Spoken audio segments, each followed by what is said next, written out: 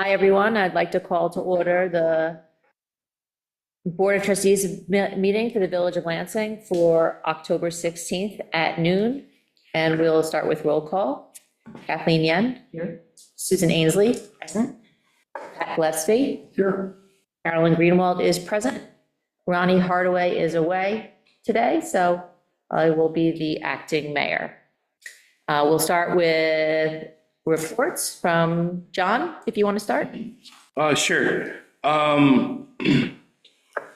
Just kind of been a steady month this month. We're getting ready to paving Tuesday and Wednesday of next week on Graham Road, from Wakefield Churchill down to North Triphammer.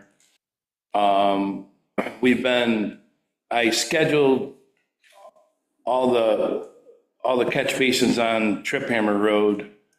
The bricks in between the frame and the basin itself are deteriorated from just weather, freeze-thaw cycles, salt that gets down in there, stuff like that.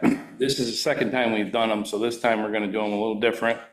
I've been working with the engineers, and when we get done re-bricking them all, what we'll do is we'll go through and put some kind of a bituminous coating on them, and like an asphalt coating, like a foundation sealer.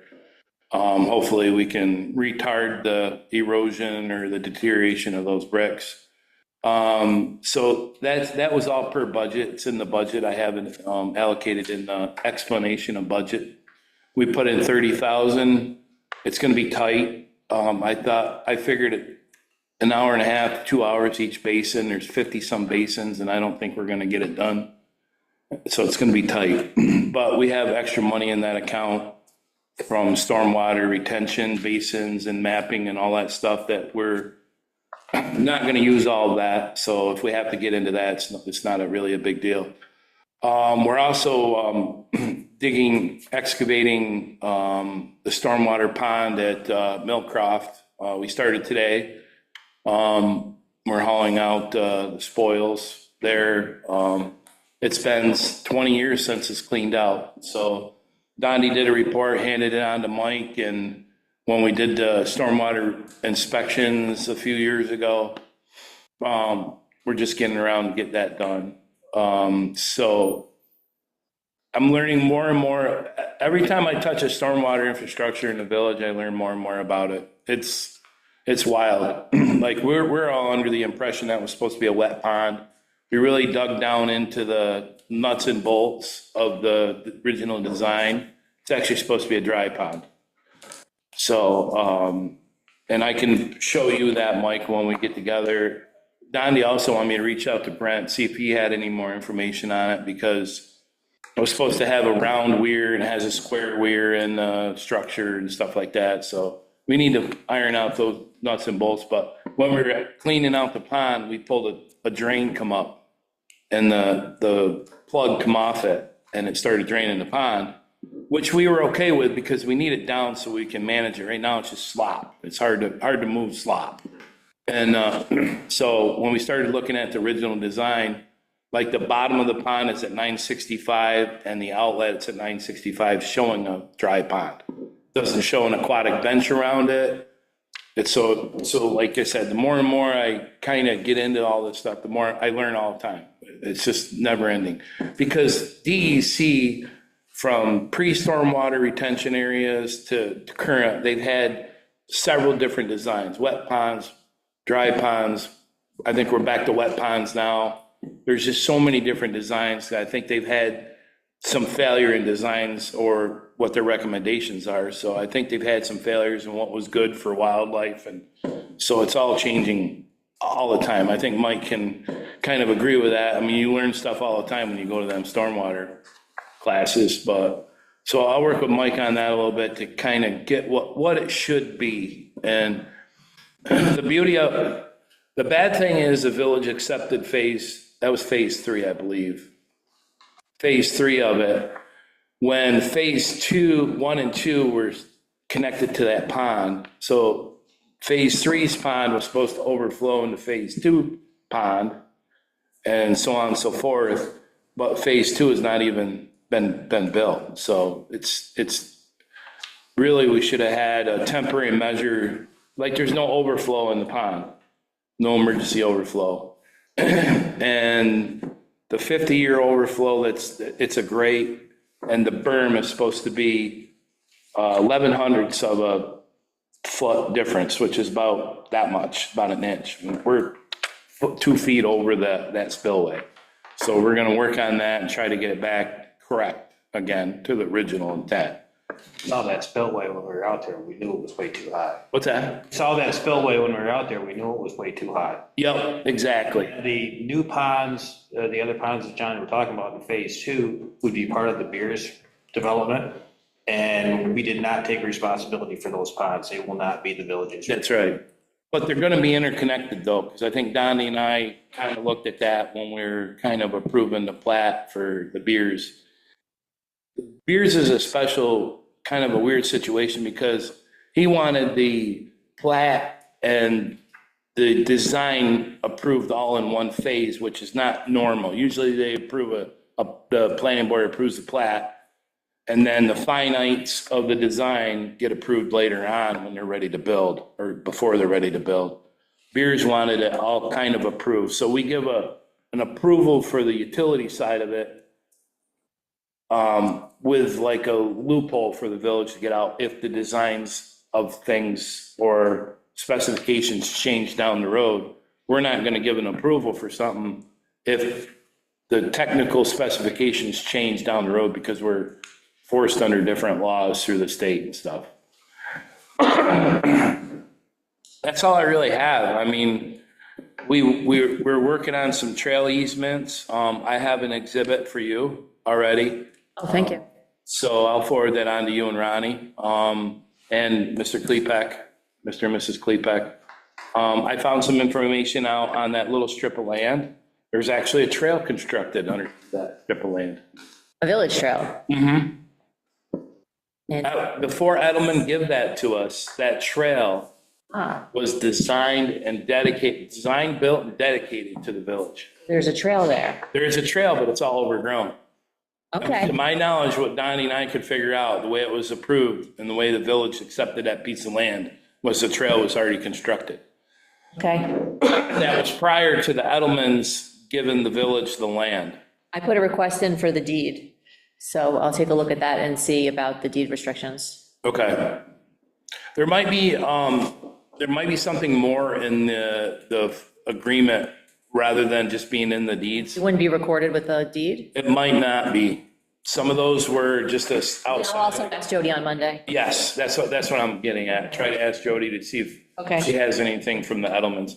It's fairly fresh, and I say fairly fresh, it's 25 years. We joked about this yesterday with John. He's like, oh yeah, it just happened. 2000. I'm like, John, that's 25. 25 years ago, and if you put it like that, it's. But But then Ronnie was like, oh, but it was this century. And I was like, Yeah. yeah, it was.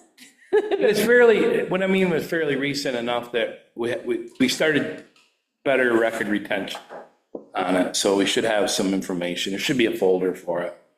And, but I know some of the conditions that Edelman set forth when she gave the property to the village was there never could be a road constructed down to Wakefield Churchill, which is down by Swarthout. Can never be a road there. So there's only one means of egress into that development, unless the village purchased the land that the Hartel Park is. There's 2 50-foot right-of-ways that go out the Dart Drive. But it's parked now, so I don't know if they would have, I'm just saying if push come to shove and they needed a second means of egress, they could make an emergency one there. So it's not totally locked up by one means of egress. But there was a lot of restrictions that Edelman set forth. We could never get rid of the land, stuff like that. We can never sell the land. You were good at tying everything up. They were pretty sharp. Yeah. So, but I really think that once you see the easement that we're requesting from the Klepeks, it's just a small sliver. It's about like from that corner to this corner. That's all we need. John was extremely helpful, came out, we looked at the property yesterday, and we got into the property. The Klepeks were worried about, they really used the area of the property, which we first said John figured out that if we cut the corner that they don't really use, it's gonna be a lot less invasive to them, and so he has a new proposal for them. Yep. I think is gonna be in their best interest, because they're gonna have a wonderful trail. Yeah, I do too. I don't, they seemed, the text message come real quick after we had that meeting. It seemed like they were interested in hearing more information. You know, it wasn't totally locked up, no, we don't want an easement. So the easements are tough to obtain. I mean, it basically scars the property in any marketable way. And like Carolyn said, trails increase typically property values by a certain percentage. And they are desirable to some people they're not. I'll tell you just a quick instance is, quick area. Dave and, I forget her name. She was on the planning board forever. She lived in Highgate Circle. They have amazing amount of easements on their property. And we were requesting a few years ago, we were requesting one more easement. And it was, if you looked at they wanted all the easements, as part of the conditions, they wanted all the easement labeled on their survey. And when they got them all labeled on their survey, you're wondering why, in any right mind, would they want to give another easement? But I wish I could remember her name. She was a very pivotal person in the village. I'm sure all of you know it once I remember it. But her land was diced up with easements, so I could understand why some areas in real estate, it probably does depreciate the value of the homes. You know, if you're limited in what you can do to your property. You basically pay taxes on an easement that you can't really do much with. So most of them are just utility easements. So that's all I really have. I mean, we've been steadily busy. And that's about it. Getting ready for winter now, which is just crappy. Oh, we did the trail. If anybody took a look at the trail, made the trail, yeah. And we hauled in some topsoil along we finished, it's kind of been an ongoing construction project, but we finally put the top coat on it last week. The invoices are in there. It come out amazing, and I think I'm hoping the people in the area will really enjoy it, because it's going to be it's got some beauty to it. It goes by a creek, and it's got some trees to look at, some really nice landscape from the property owners in the area. Does anyone have any questions for John? I don't know. I have one question, if no one Okay. else does. The Greenway Committee, I forgot to mention this when we were at Don and Marion Harthill Park yesterday. The Greenway Committee noticed when we went on our walk that the crosswalk from the north side there's a sidewalk, and then There's no, Right, yeah, yeah, they we were- were gonna get to it, we were gonna pave it, and we just haven't had time. Okay, so that's on your radar screen. Yeah, it is. And- We designed it to have the crosswalk there, we just never tied the street Right, to the sidewalk. exactly. Yeah, So yeah. is it too late to do it this? Unfortunately, Monday, the blacktop plant fired up and the burner broke, and they said, we're done for the season, we're not gonna fix it. So this has been an ongoing struggle this year with the blacktop plant, and it's really hurt this area because Tompkins County, I know Town of Lansing, Town of Dryden, everybody's having to really commute long ways to get blacktop. They're actually having to go down to Wego to get it. And that's with a very minimal amounts of shelf life to asphalt. You have a certain time to place it before it starts to get unworkable, and a Wego's a long trip. So ours is still coming from a ways. It's Canoga, the north end of Cayuga Lake. So it's next Tuesday and Wednesday, we'll be pulling material out of there. But a lot of those contractors have insulated bodies, and insulated bodies really help the temperature loss from, so, but, yeah, no, we could probably do it in concrete, because there's some areas that I'm doing, because the concrete, it wouldn't hurt to do it in concrete. So I thought we that could- makes we could sense, do it in 'cause concrete. it would match the sidewalk. Yeah, I mean, it was, we were thinking asphalt would be easier because we can kind of give it a little bit of a bowl effect because there's drainage there. but we couldn't set a drop inlet above the sidewalk because there's a fiber optic line that runs down through there. We hit it, that's why I know it's there. And, which put out basically the whole complex. They didn't have it marked correctly, that's how Okay. we hit it. Okay, And so we need the water to do a little sheet flowing over the sidewalk, and it was easier to do a parabolic sidewalk, you know, just a nice bowl a little bit, but Okay. still make it safe to walk. I think we can do that with concrete, though. We okay, got some pretty good masons that we work with, so. we'll figure it out. okay. Yep, is that all? The only other small thing, and yeah, I know you have to go, is you're just on your radar screen that the bulb guy is gonna come at some point. I don't think we need anybody to come out there, maybe just me and one other person. Yeah, no, did you hear back from him? Because I didn't. Not, well, not on our offer. Your offer, I think yeah. we're just gonna do the 2 parks, and I think we could just have me and one other person who helps. But we need to truck the They're bulbs. gonna get here. They're We gonna. need to truck the bulbs. Yeah. Yeah. So last time we had to stand on the back of that unit, keep it down. Remember how it was gliding across the 2 guys had to stand on the back of that thing to hold it down, I yeah. don't remember that, I just. Yeah, because what happened is it has a plow. Yeah. They call it a middle buster. It basically busts the middle open, puts the bulb in behind it and then covers it. What happened was it was skating on the surface and we were only getting the bulbs in like that. So we were having to pack them in. And then once the guy stood on it, it went down in about six inches Okay, where they want it. So we're more than willing to help you and haul the bulbs around. It's not an issue. Okay. It kind of should be with you anyway. well, tell me exactly where. Yeah, because we know the makeup of the soils. Like if you're putting them in Hartel Park. Oh, I just remembered the other thing I want to talk to you about. Okay, one other thing. Yep, go ahead. So the Greenway Committee met with the plantsman at Shannon Park about a potential pollinator garden. About A what? potential pollinator garden? Oh, Hear okay. about that? No. Okay, so when Kathleen brought to our attention that we have some money from An energy committee. Clean The Energy clean energy, yeah. to Okay. spend, I asked Jerry if we could use it for a pollinator garden, because that was what the Greenway Committee's proposal was. We've been trying to find a kind of a theme for Shannon Park. Do we want to put playground equipment? What do we want to put trails? We came up with pollinator garden. And then Jerry said that we could use the money from the grant. Okay, So we met with the plantsman and sort of just started talking about laying something out. And he asked me, does your DPW want to be involved in the site prep? That'll change, the scope of the garden. So that's what I'm here asking you. oh, yeah, not an issue.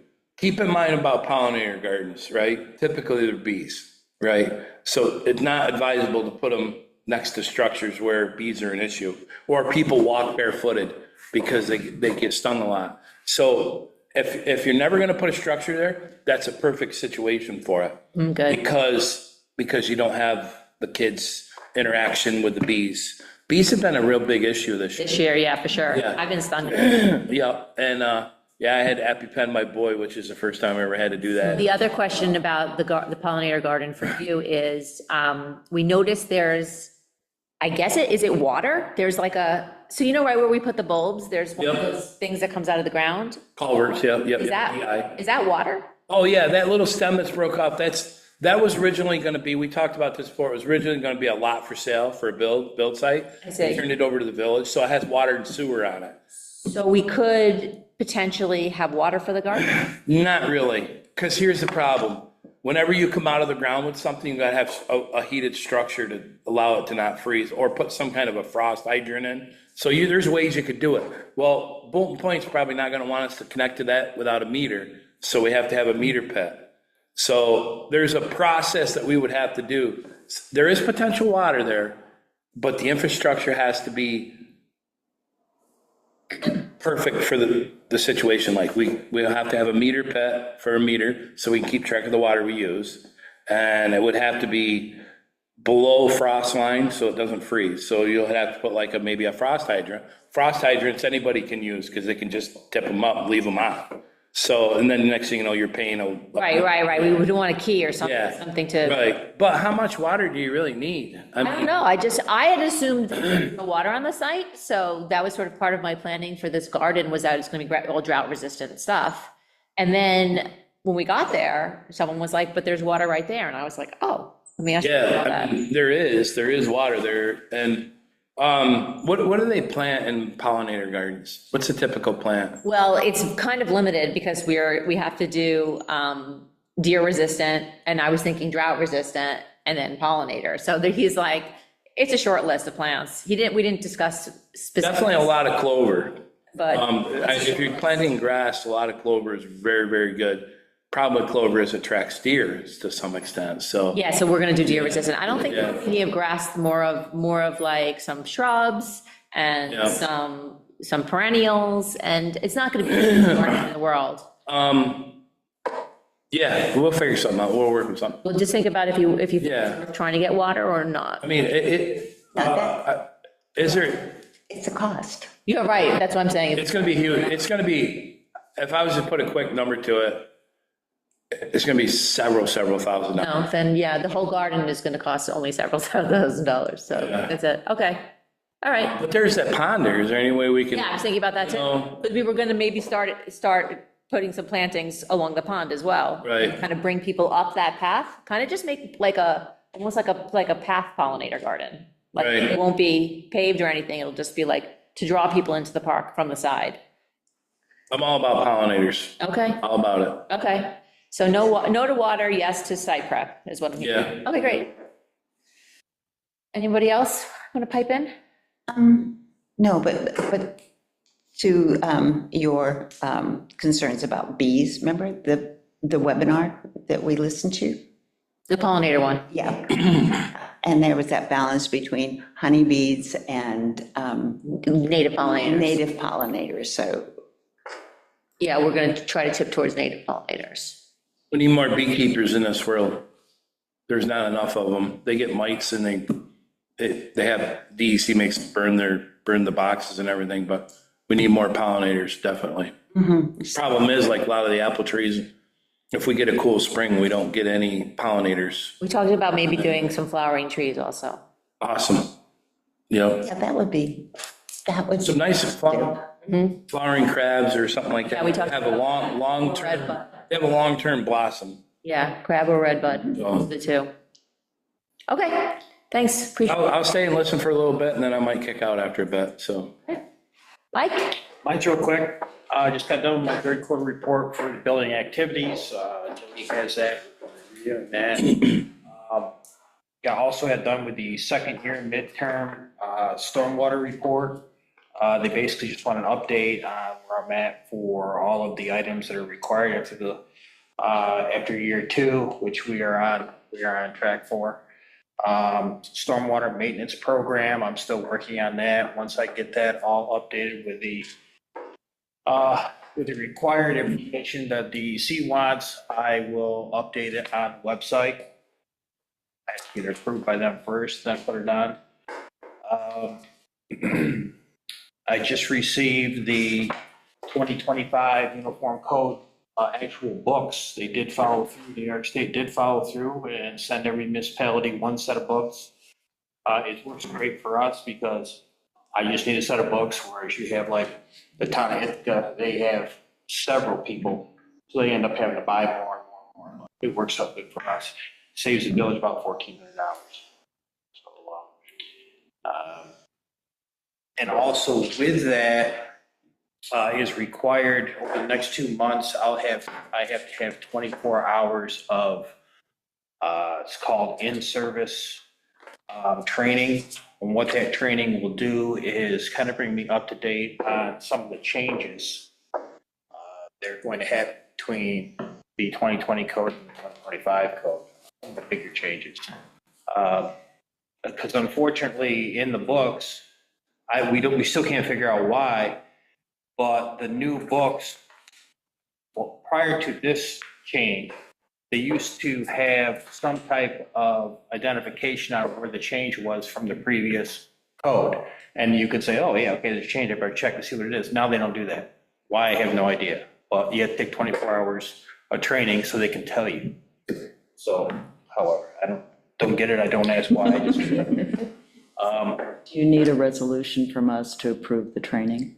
I don't think so. I think you have the general, I think you generally approve of any training that I need each year.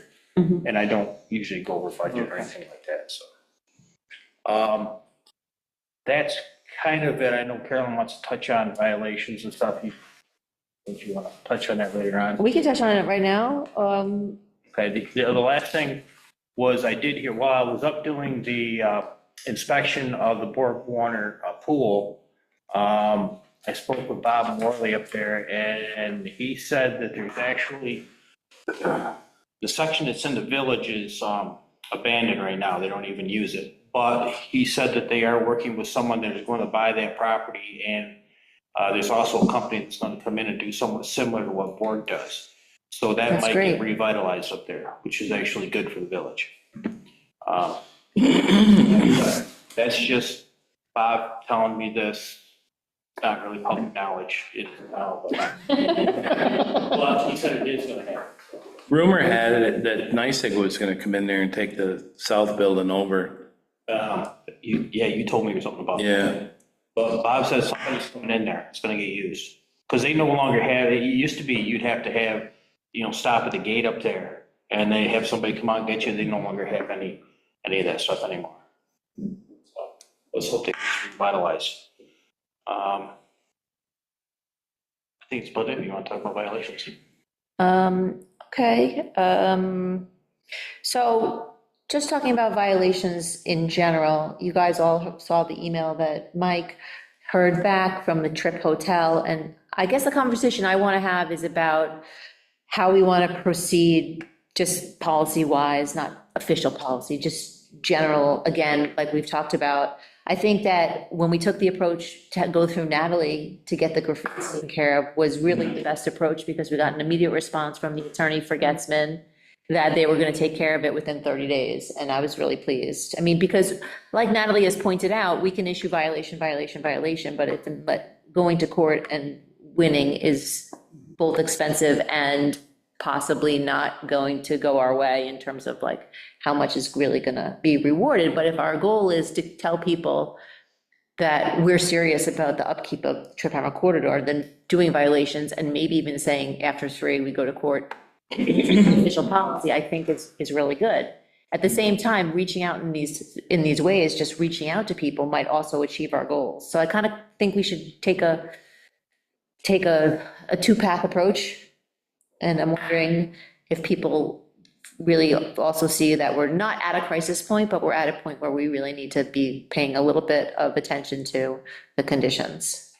I did get an update from Eric, he said weather pending, someone will be out there Friday, which tomorrow. Fabulous. It's amazing. And that's, thank you to Natalie for that. And I did see, I think it was planning board. Planning board was Monday night, right? Mhm. So I was coming home and it was raining. So it was around noon time and I saw a pickup truck at that site. And I thought, oh, At which site? the At graffiti. the Asian restaurant. Okay. Yeah. And I thought, oh, looks like they're gonna do something, like 3 guys piled out of the car. And then it began to rain. So I thought, oh, and they drove away. I even parked and looked. I felt like Lorraine Grossi spying on the guys, but it clearly looked like they, That's fine, keeping tabs. oh yeah, looked at the situation and they got rained out basically. So I was hoping that that's true. So I think for that one, we're in a good place. So then my question is about the Trip Hotel. So Mike got a friendly response from the owner. His name is Dan? Dan. Okay, a couple things about this. Both Mike and Jody have now reached out to various business owners and said, hey, we're starting this commercial area advisory committee, which we have not officially started. One of the things that Ronnie said was that he wanted a scope of project kind of thing. So I'm happy to write something up for that if the trustees are in favor of creating this, really going forward with it. I think obviously the staff like the idea because they've both already invited somebody to join. So if people want to really put this group together, I could write something for us to approve. It's a start. I mean, if you want to write something, Well, only because Ronnie asked for it. yeah. I mean, if Ronnie asks for it, and if that's the path forward, at least it informs the public, Okay, so I'll do that. at least to answer constituents. What we'll be doing with this group. And also- Anybody have any thoughts We'll about, pass on to other possible members. does anyone have any thoughts about what they think it should do or say? So we had discussed this in thrown it out at previous meeting.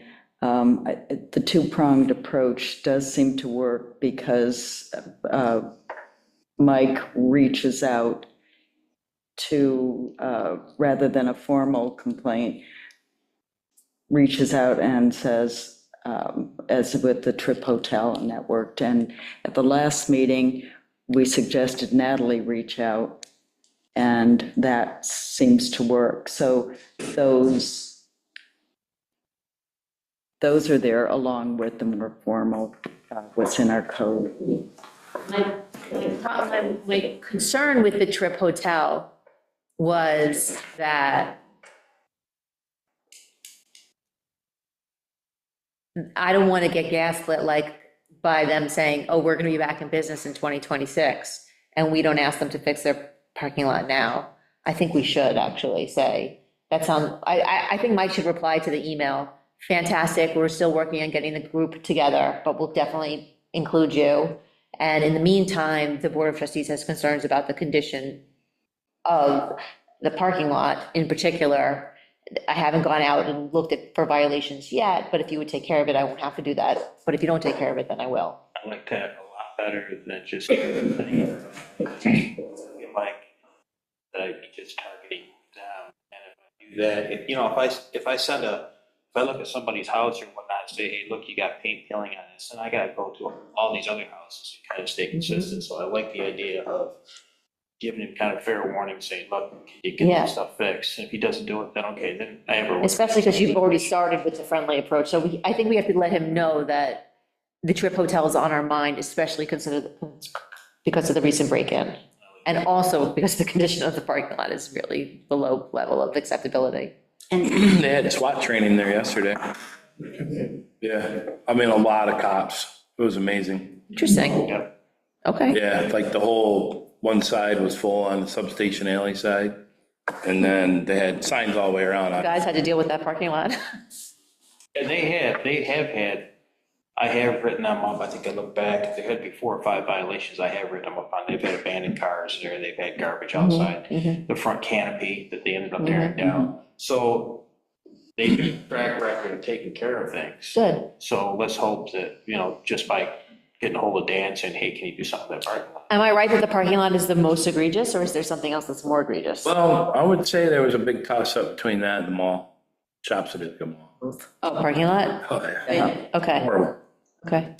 But I'm saying, if we're gonna ask the Trip Hotel to fix something, Right. do we ask for parking lot, or do we ask for canopy, or like, what do we ask? It's not a functioning place anymore, is it? Is it still in business?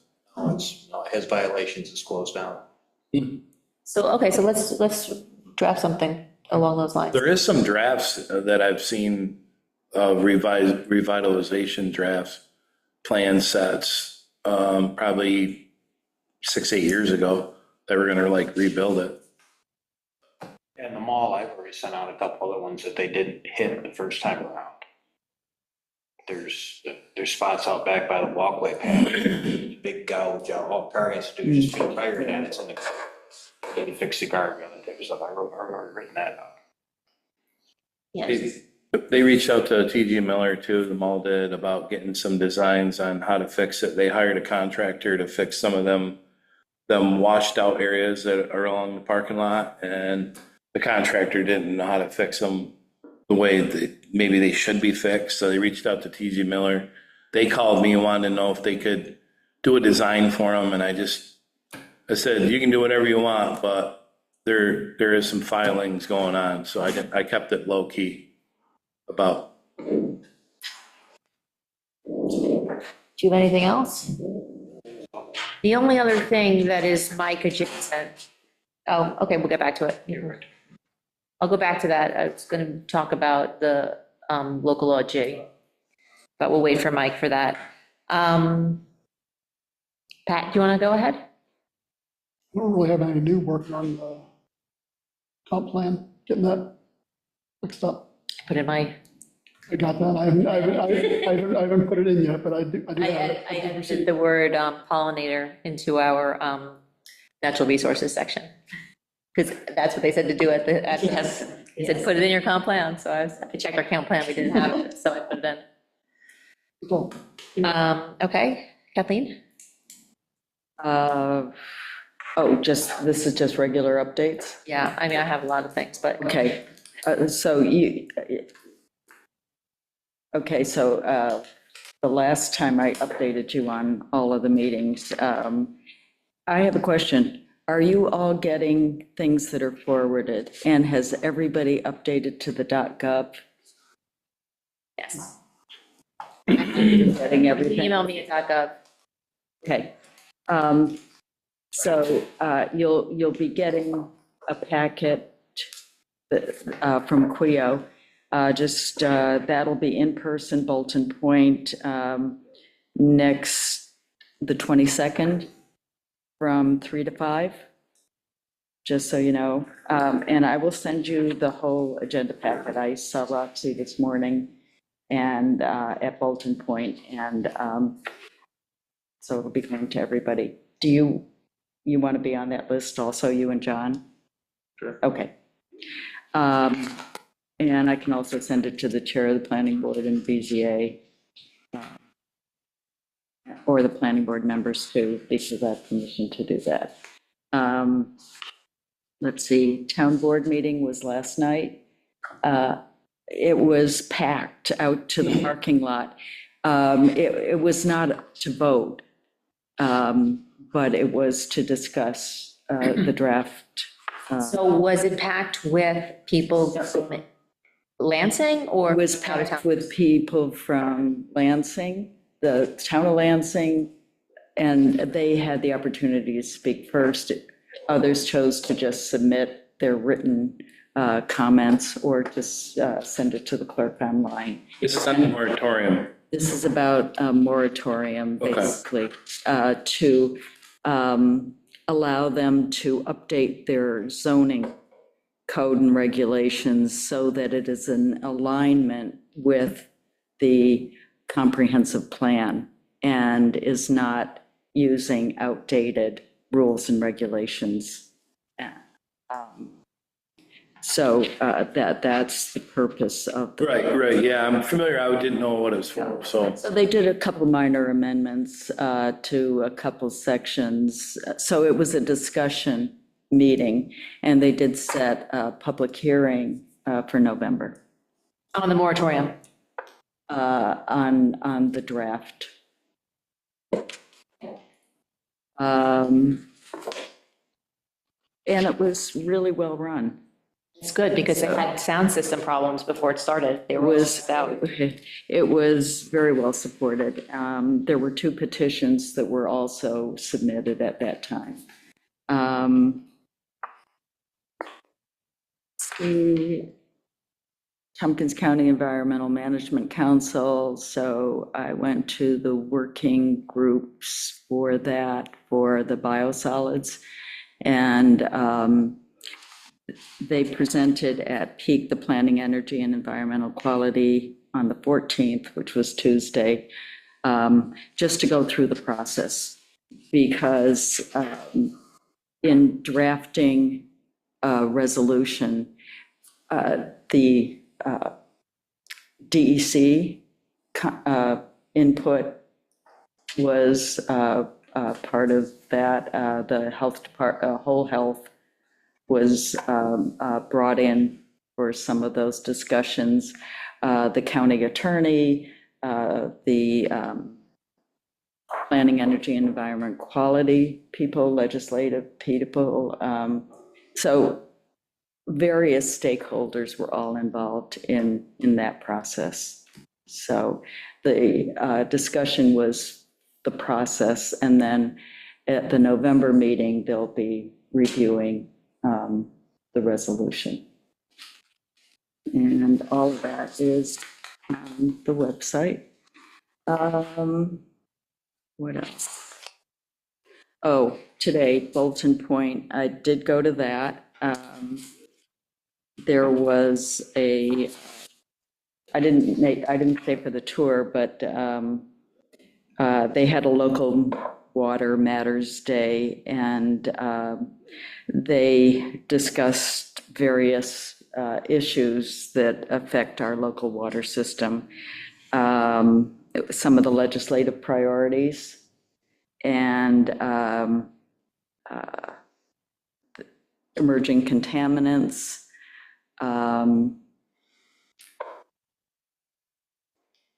There was the tour, and Mr. Riddle said he is more than happy to come at any time to present to the trustees and staff. So I will just throw that out there. Leah Webb and Anna Keelis were also there because they represent our area, and reviewed legislation pertaining to water quality. Questions? That reminds me, John, that Kathleen was interested in using that same grant money that we may use for the pollinator garden for bike racks. And I was wondering if you could price some, because it's not written in stone that we have to then do pollinate. Bike racks? Yeah, we could also use that to, anything that's emissions reduction would qualify for the two $5,000 grants. Could you maybe price a bike rack for Marion Where would you put them? Hartel? Oh, So just to get a rough idea of what we're talking cost-wise. $2,500 or so, 2,700? 25, 25? just a rough idea. For a couple, probably. Oh, for a couple, okay. Yeah, I don't really see many bike riders up there. I feel like it's kind of a It's waste of the grant, to be honest with you. I feel like we could find something better. And any input staff has on, Okay. on what would be Good. really good use of. Do they have like a list of We do, examples? yeah, I can send it to you. Pollinator garden was not on it, but I spoke to Jerry and he said, Like in examples of. I can give you the example. People's. yeah, I have it. from him. That qualified. Yeah. I could tell, I could forward it to you. He sent, oh yeah, here's a list, okay. Anything that reduces energy. So it's the projects to consider: LED streetlight conversions, LED light upgrades at municipal facilities, holiday LED lighting, other energy efficiency upgrades such as heat pumps, insulation windows, EV charging stations, CEC energy study, contracted separately, community campaigns, electric lawn equipment, bicycle infrastructure, tree planting initiatives, and a clean energy I fund. think tree planting is good. The problem is like anything, any infrastructure improvements you do with the buildings required a building assessment, if you recall. Remember, we were gonna talk about that? And by the time you paid for the building assessment, that swallowed the grant rate up and you had no money to do any improvements. So send me the list. I'll forward this. When I'm still keen on the pollinator idea. Oh, yeah, trees and pollinators and, And that would also include Yeah. trees. yeah, And then the dedication trees we talked about also. yeah, absolutely. And this is going to John. Okay, here. Do you use your new address or your old, both? I either one, Okay, it's that's there. going to your old address. Okay. And community members and others can also submit ideas that they think would be really useful for the village. There was some money for some battery-powered equipment. Yeah, that's this. That's on the list that I just sent you. Yeah, we need some longer life. We try to buy inexpensive ones and they don't last. And we need to update our stuff a little bit. So there's some more quality stuff, which costs a little bit more money, but if it's covered by the grant, it's not physically coming for these set of taxpayers. And if you're available on the 30th, you know, I'm throwing this out, I don't know procedure. If you have more than 2 trustees at a meeting, it's technically a Time law. trustee meeting. Yeah, so yeah. You're in this catch-22. Yeah, right. About talking across silo. But no reason you couldn't have a special meeting, right? What do you mean on the 30th? Where any trustees and planning board people and staff that wanted to come, because the Region 8 person is taking over as the coordinator for the CSC. Which she is, it was a, Actually, yeah, Seifried, Seifried. yeah. She She did, promised to be at the next meeting, right? she was at the town meeting, Oh, yeah? She's pretty one knowledgeable, is she? covering a really large area. Yeah, it sounds to me like she's got a lot on her plate. So Jerry will also be there. So it's a good opportunity to get all your questions answered. You know, not necessarily your question, just being there and listening to other people's questions is half the battle, Yeah. you know, because a lot of people bring up good points. Right. And it kind of gets cross silo. Move on to Susan. Kathleen covered the town of Lansing, and I've been following them, and, you know, who's speaking on behalf of what project, and sounds like a lot of local. But the first meeting, it wasn't, that's why I asked that question. Yeah, it was a little bit chaotic, wasn't it, the first meeting? But this was a little more civilized. It was very, very well run, and people were very respectful, and different points of view, you know, were brought out. Some small business concerns, you know, the focus, maybe refining and greater focus for a potential moratorium and what you hope. One thing I learned though is comprehensive plans, the residents don't pay a lot of attention to it. Right. When you talk about updating codes to align with the comprehensive plan, people pay a lot of attention to it because it hits them hard then, you know? So, so it was very well run. I left at 10 o'clock. Wow. Yeah, And that was just after the public hearing Wow. component, yeah, and I zoomed in, and Yeah. I, a little more. to the bitter end. I kind of do that for both. We're lucky we're here at the village. Do you have anything else? No, well, I think the tone was, it affects the families, the generational families, the people like the Duthys and, well, Jody's former business partner, Bowles. You know, there were local businessmen like Duthy and Penny. When you're seeing somebody's grandchild say, I'm going to be the third generation who's going to carry on this local business, then it hits home. So they spoke, and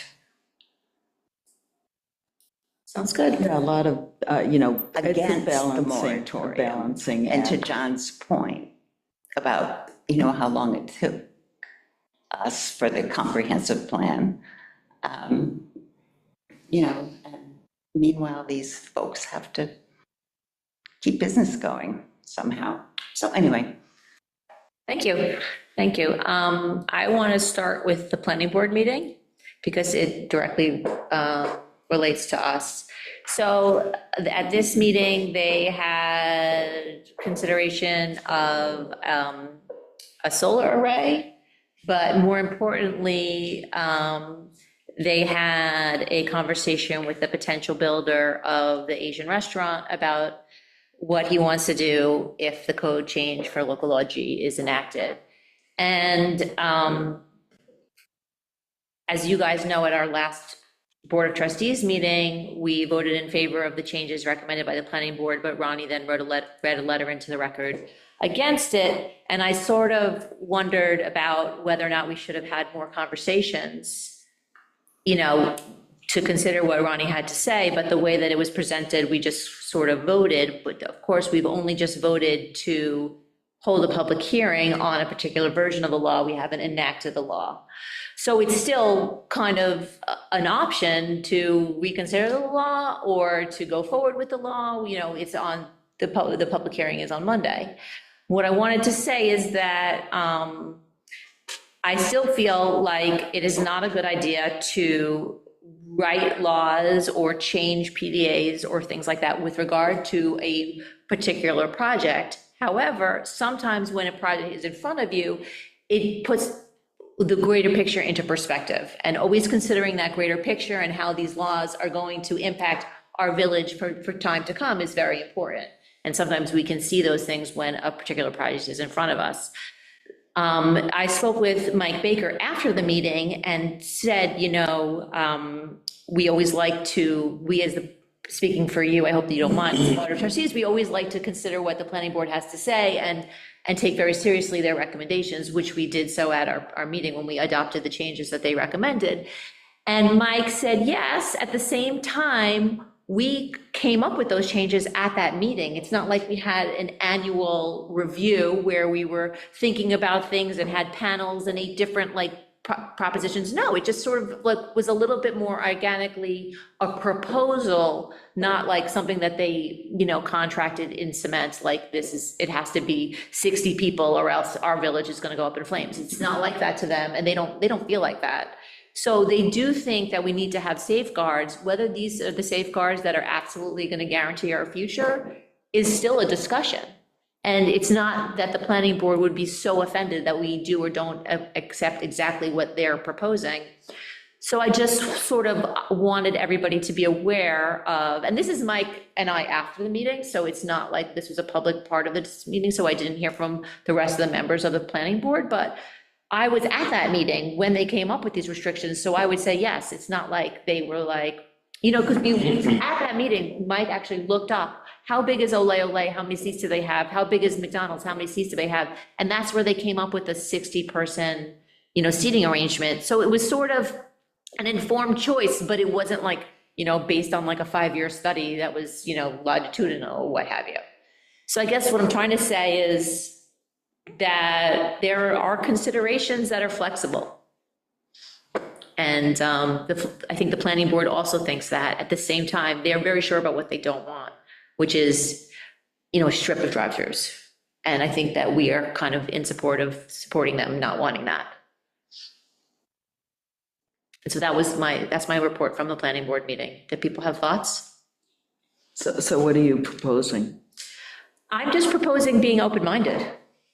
I think being open-minded, there is a cost.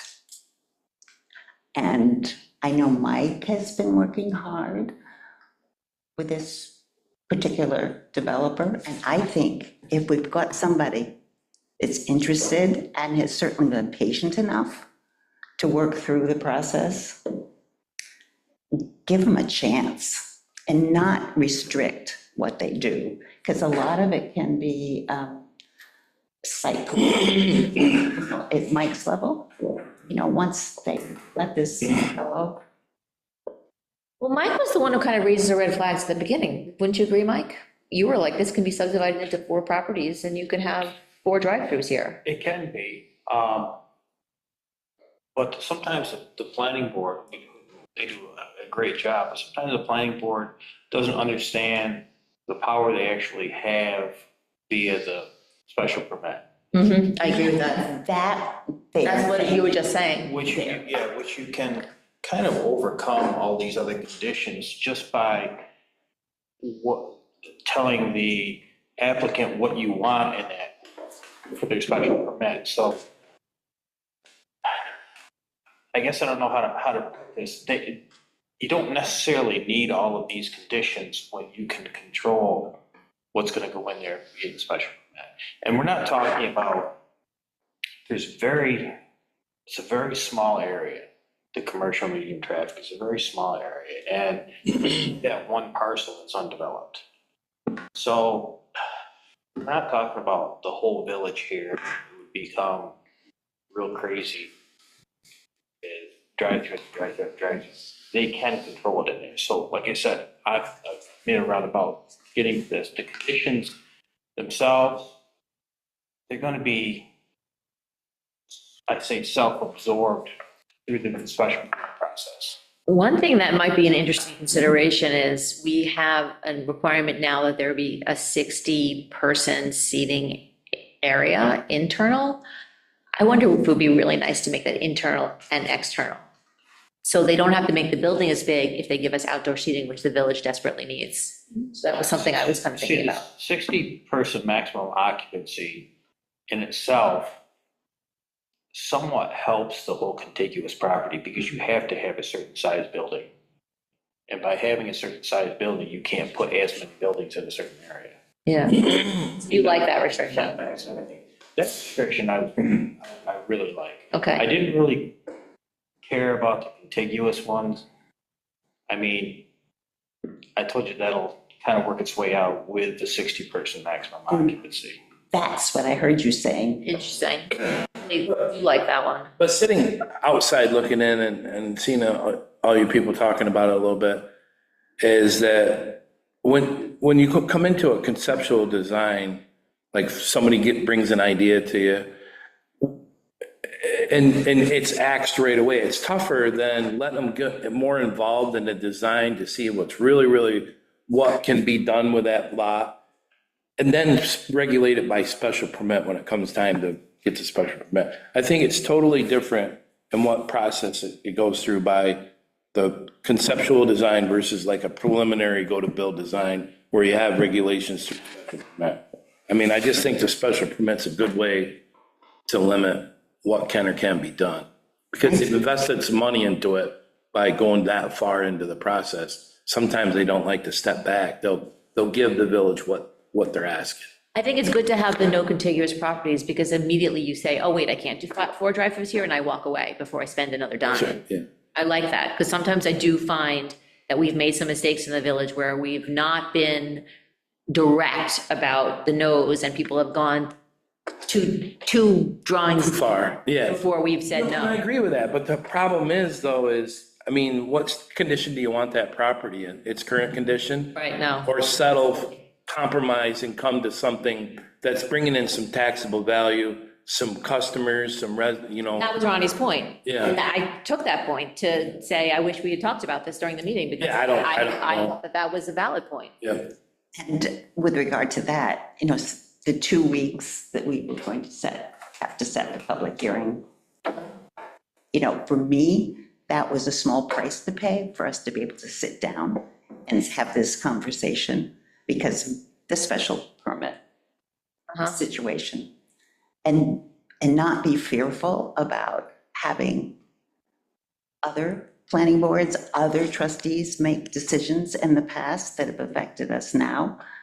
And to be fear-driven doesn't serve any useful purpose as far as I'm concerned. So I believe, sorry. We're gonna make mistakes. In this case, I think, I'm not worried about that. I believe that the property owner is going to come to our Board of Trustees meeting, and perhaps we should directly invite the planning board members to come and speak as well.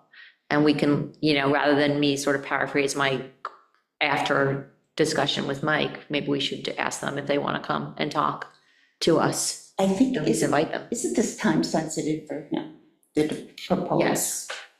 It is. We can't keep But having, we're also pushing the cart a little bit here. I mean, we had Chris in at the proposed development. We had him at the last meeting as informal to kind of get an idea of what the planning board was looking like so he can proceed while we are moving along with the proposed law. The site plan that was proposed to us was a relatively attractive site plan. 100%. Yeah, It didn't look jammed, it didn't look like it could be added to in the future. It was actually quite attractive, so it might be good to have everyone here to discuss this, like you had said. You had invited Chris, which he said he would definitely come, and he wanted to know if you needed him to bring anything with him. But I think just having him here to answer questions is, I think that's. I don't think that the current restrictions are a deal breaker for him. He just didn't really, Mike and I had a conversation about this, Mike, Scott and I, because he didn't really realize that we had changed the law to say no contiguous parcels, but the way he has it, he has a building, a parking lot, and a building. So if you make that parking lot the internal parcel, that's okay. And then I don't know if he knew about the 60-person seating or not, but he had seating in his building. So I don't know that this is going to ruin this project. well, 60 people isn't that many. Right, It's 15 tables. right. And then, McDonald's is 60, that's not very much seating room. And that's even, you're not even talking 60 seats, you're only talking about maximum occupancy. You could have 20 seats positioned in there and still have a 60. okay, Maximum. so this isn't going to be a deal breaker for him, I don't think. But anyway, I just wanted to bring all of that up and just, continue to try to make the best, most informed decision that we can. Okay, that's my planning board report, unless you want to add something. Okay, I had a Greenway Committee meeting this morning for Lansing, and it was a good meeting because we actually had some drawings. So the grants are, kind of producing their fruit. So we had drawings of the proposed trail from the school to Myers Point, and they're actually proposing to take it all the way to, is it called Salt Point, the other side? Yeah, so that was nice to see, and they have some utilities that they have to go around, but other than that, and they're gonna probably propose it in two different ways in case they can't get the right easements from the railroad, they won't derail the whole entire project. So that was great, and then we also talked about the Greenway just plan around the ball fields, which is the land that the village already owns, sorry, the town already owns. So that was a nice meeting. We talked about the commercial center. We talked about you were on the comprehensive plan, and so. Was there anything that you wanted to finish up when I had to leave? Is there anything on that? What did you that have? you added when I had to leave? Oh, I wanted to talk about the planning board meeting when you were here. Okay. Yeah. The other thing that I wanted to talk about with everybody is policies. So at the last meeting, after we got back from NICOM, I mentioned, I'm like, here's a list of policies. And what I was wondering is if people wanted to sort of divide up the work of going over those policies. Some of them we have, and it's just put your eyes on it. Like, for example, Jody mentioned that we have an organizational chart policy. Okay, so somebody volunteers to put their eyes on that policy, pass it all around to us at one of our working meetings and say, and then that person will say, I recommend that we do this or whatever.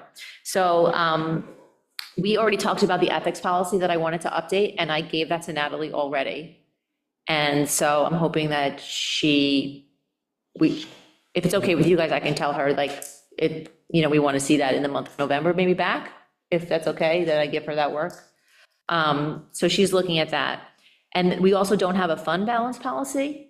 And there is a fund balance seminar being given by the state comptroller's office for, I think it's November 4th or whatever, or 5th or something. So I've signed up for that. So I'm also willing to draft that. So currently we don't have a fund balance policy. And part of the reason that I wanted to look at all of these policies is it's part of our transition plan for when John retires and for when Jody retires. Luckily, Mike's a baby, so he'll be here for a while. But that's the reason. So John, we also don't have a spoils policy, which was recommended. And I was wondering if a spoils policy, a written spoils policy, I didn't know what spoils were either, but you mentioned them today. It's like when he breaks up the ground and the dirt, or when he breaks up the concrete and the dirt, or trees that he takes down. Into the, Yeah, the pond. So yes, So spoils. basically the leftover. Yeah, so we're supposed to have a written spoils policy. If somebody wants to take on that. Out of our jurisdiction, you have to notify the jurisdiction that you're taking it someplace into their jurisdiction. That could be part of our policy, right? So it's where do you transport to? No, it's who owns it. Oh, God. Do we get, actually, I don't know anything about spoils policies, but I can tell you right now, it's very difficult. To have It's a- one of them that everybody intentionally overlooks, even Cornell. Because once you have a policy to it, when you dig up a road and you have some dirt that you have to replace with structural fill, it's considered spoils. yeah. It makes it a nightmare to get rid of, nightmare. The problem is though, at the meeting, they were saying that these people knew, this one guy said that he knew 3 DPW heads who were arrested for spoils policy theft. And I'm like, how do you know 3 DPW heads, let alone 3 who went to jail? I don't know, he was from some rural county. Yeah. This is one of the things I'm thinking about for when you're gone. We want the next person to already know how we want them to handle this. So if you helped us draft that now, we would, or we could have it be a draft, and when you turn the corner, we can vote on it, kind of thing. Does somebody want to write a spoils policy? I would suggest starting with NICOM. well, exactly, let's start with, See what there's already for templates out there. Yeah, does somebody want I to wouldn't go to Nike, take a look at templates? yeah, just templates. Would you go to? I would just see what other municipalities have. yes, exactly. Town of Lansing, what's their spoils policy? Okay. Contact And the, actually, you two guys should be in on yeah, we'll take care of the spoils it policy. also. Yeah, all right. Right now, John and I have a good system. We talk about. We have a system already done. Okay, And he basically, when I hauled the Beckett waste spoils, he says, if you take it out of this village, let me know. I got to notify that municipal. okay, so just something written that says what we do, and then we have a written spoils policy, and we'll just compare it to 2 other municipalities, and then we're good. Okay, We're gifted with John, who has a lot of I know. common sense. There's That's other why I ones that are want- morons. They take it and they put it in wetlands. They put, that's when you start getting in but trouble. that's why I want to write this while John's here. So, He yeah, knows what to do with it. so, yeah, I can, You'll work with them? Thank you, Kathleen. Okay, same with the vehicle use policy, which we don't currently have. You do it, Pat, thank you. These are just review policies, because I think we have them, but it would be nice if someone puts their eyes on it. Cell phone policy, we have it. I know, I just want somebody to like put their eyes on it and take a look at We it. just went through that like 3 years ago thoroughly, You did? Okay, so then maybe, thoroughly. so maybe we don't need to do that one again. We just did it. Beat a dead horse thoroughly. Is it documented someplace? Like, Our Facebook page, I don't know if it needs a policy, but I noticed the town of Lansing has one. Oh, and. What is it? Yeah. A social media policy or just having a Facebook page. I think we just started, Pat. I think, do we want to vote on it, or just we want to go ahead and start it? Social media. Oh, no. There were some, there Oh, were, no. It's the worst thing that goes on. I can tell you the cancer that goes on in other municipalities because of it. It's horrible. Do not do, that's why we don't do it. And that's an NICOM absolute brought no. that, Yeah, we do enough with sirens. the precautions you really need to take if you have something like that, Okay, from a legal perspective. okay. I mean, you guys can do it. I don't even have a Facebook, to be honest with you. It starts, What about our credit card policy, I already went through that just You did? 2 years ago, 4 Okay. years ago. fixed asset policy, I didn't hear it. fixed asset? Oh, fixed asset. Buildings and, There's already a policy for that. I know, we have these policies. This- Yeah, Jody. I know, it's just a question of, do we want to look at it? Do we want to review it? it would be nice to just get, we have the index of the policy and procedure manual, and that's all we have digitally, but it would be nice to be able to get the policy and procedure manual, just to know what's there. Okay, Digital is fine. the other thing we talked about at the last meeting was like like how to onboard new trustees Yeah, that, and have a written policy for that. we don't.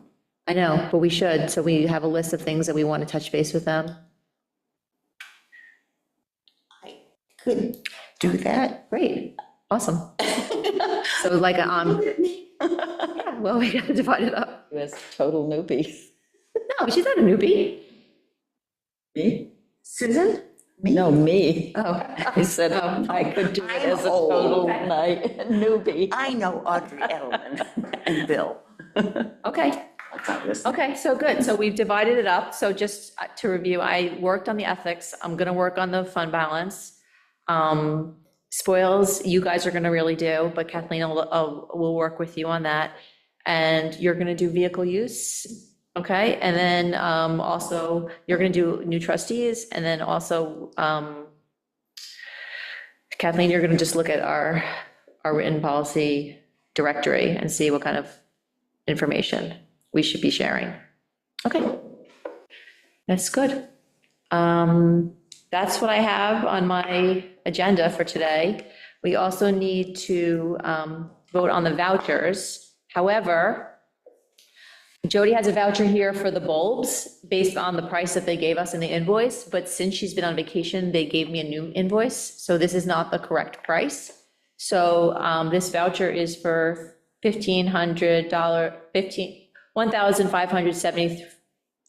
$1,537.25, but the price is actually $1,469.25. Is that because of the tariff? Yeah. Well, no, the tariff was. No, they changed. The old one. The tariff was like $100. No, they changed the bill because they changed what they're sending us because of availability. So I don't know if we, Got a new one. I actually know that it's not due this month, so should we just take it out? Table it to. Because it's, they said it's net 30 days after delivery. So we don't have to pay because we haven't gotten it yet. So should we vote on the vouchers? Monday. But you want to just vote on the vouchers on Monday? Is that what we decide? All you would have to do, I think it would just be approve the vouchers with the amendment of retracting the bulb voucher.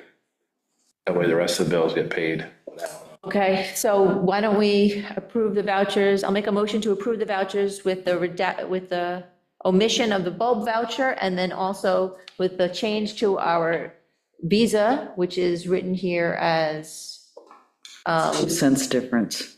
the Visa bill is written as $2,700, $2,715.61, but it's actually $2,715.63. So I'll make a motion that we approve them with those two amendments. Did Jody bring that up, or was it caught during the? It was afterwards. I would just pay it as amended, because they'll just put the 2 cents over on the next month's bill. It's a credit card. Good point. Okay. So I'll make a motion then that we pay the vouchers excluding the ADR bulb voucher. Second. Okay. Susan seconds, all those in favor? Okay. And do we have anything else for That one you want to pull, Mike. That one you do want to pull. Okay. Out of the mails. I'll figure it out, these two, which one it was on, it's probably this one. Yep. Anything else? Okay, make a motion to adjourn the meeting. Pat seconds. All those in favor? Okay, meeting adjourned. Thank you. Did you get that text message I just sent you? Could you look